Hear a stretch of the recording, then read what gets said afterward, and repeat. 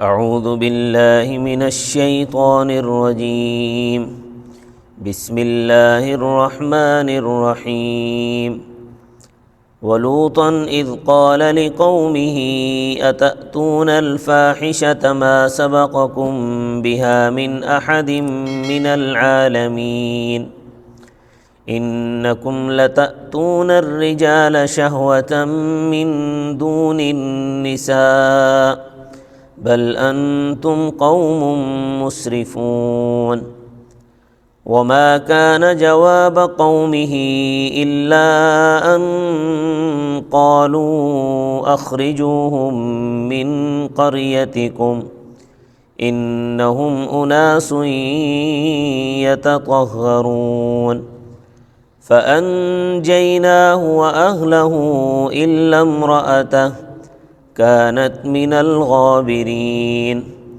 وأمطرنا عليهم مطرا فانظر كيف كان عاقبة المجرمين صدق الله العظيم۔ حضرت لوط علیہ السلام حضرت ابراہیم علیہ السلام کے بھتیجے تھے۔ انہوں نے اپنے چچا یعنی حضرت ابراہیم علیہ السلام کے ساتھ عراق سے ہجرت کی تھی۔ پھر حضرت ابراہیم علیہ السلام تو فلسطین میں جا کر آباد ہو گئے، اور لوط علیہ السلام کو اللہ تعالیٰ نے اردن کے شہر سدوم اور اس کے مضافات عمورہ وغیرہ کی طرف مبعوث فرمایا۔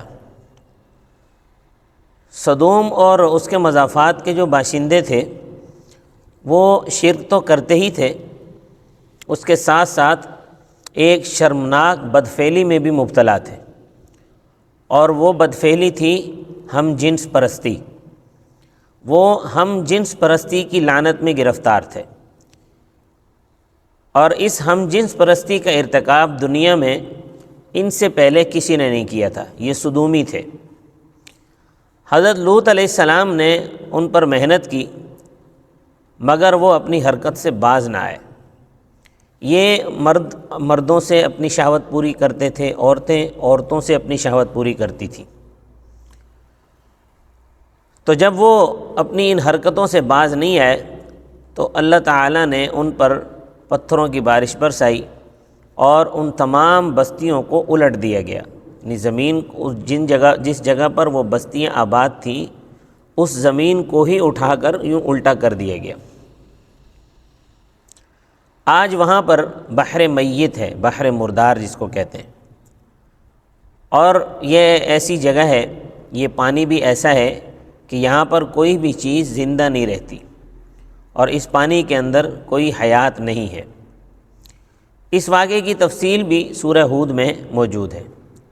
تو فرمایا وَلُوطًا إِذْ قَالَ لِقَوْمِهِ، اور بھیجا ہم نے لوط کو جب اس نے اپنی قوم سے کہا۔ اب یہاں دیکھیں کہ اخاہم نہیں کہا، اس سے پہلے وَإِلَىٰ ثَمُودَ أَخَاهُمْ صَالِحًا فرمایا تھا، وَإِلَىٰ عَادٍ أَخَاهُمْ هُودًا فرمایا تھا۔ تو اس لیے کہ حضرت لوط علیہ السلام کا تعلق اس قوم سے نسبی تعلق نہیں تھا، البتہ قوم کہا ہے، کیوں کہ وہ حضرت لوط علیہ السلام کی امت تھے، اس لیے قوم کہا ہے۔ تو فرمایا اتأتون الفاحشۃ، کیا تم ایسی بدکاری کا ارتکاب کرتے ہو، ما سبقکم بها من احد من العالمین، جو تم سے پہلے جہانوں میں سے کسی نے نہیں کی۔ انکم لتأتون الرجال شہوۃ من دون النساء، بے شک تم عورتوں کو چھوڑ کر مردوں کے ساتھ شہوت پوری کرتے ہو۔ بل انتم قوم مسرفون، بلکہ تم حد سے گزرنے والے لوگ ہو۔ اب قوم نے کیا جواب دیا؟ قوم نے کہا وَمَا كَانَ جَوَابَ قَوْمِهِ إِلَّا أَنْ قَالُوا أَخْرِجُوهُمْ مِنْ قَرْيَتِكُمْ، اس کی قوم کا جواب یہی تھا کہ انہوں نے کہا ان لوگوں کو اپنی بستی سے نکال دو۔ إِنَّهُمْ أُنَاسٌ يَتَطَهَّرُونَ، بے شک یہ لوگ پاک صاف بنتے ہیں، یعنی ہم سب کو گندہ سمجھتے ہیں اور خود پاک صاف بنتے ہیں، تو ہم تو ہوئے گندے، تو گندے اور برے لوگوں میں پاک صاف لوگوں کا کیا کام، لہٰذا ان کو بستی سے نکالو۔ تو اللہ تبارک و تعالیٰ فرماتے ہیں فَأَنْجَيْنَاهُ وَأَهْلَهُ إِلَّا امْرَأَتَهُ،